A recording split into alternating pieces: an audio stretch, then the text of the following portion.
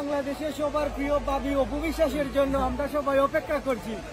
এই বৃষ্টি বাদলি তুফান কিছুই মানবো না, আমরা দেখতে চাই আমাদের বাবি অপু বিশ্বাসকে। বৃষ্টিতে অনুষ্ঠান বন্ধ, সবকিছু ঠিক থাকার পরও মঞ্চে উঠতে পারেননি অপু বিশ্বাস। তুমুল বৃষ্টিতে ভেস্তে গেল অনুষ্ঠান।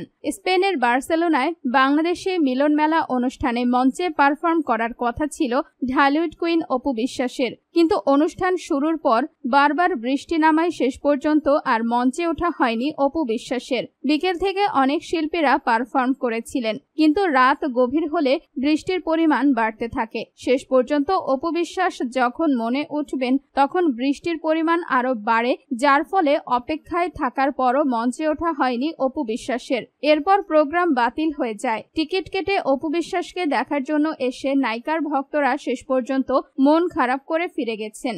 সামাজিক যোগাযোগ মাধ্যমে তার প্রতিক্রিয়া জানিয়েছে অপু বিশ্বাসের ভক্তরা।